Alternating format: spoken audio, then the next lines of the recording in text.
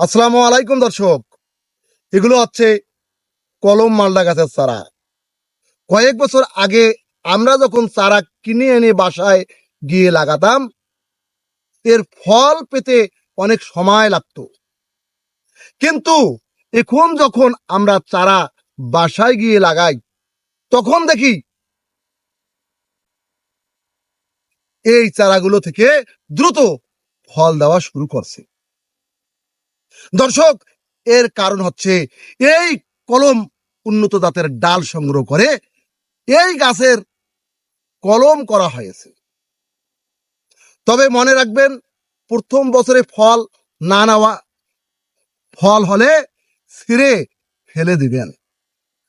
এতে গাছটির শাখা প্রশাখা মজবুত হবে, শক্তিশালী হবে।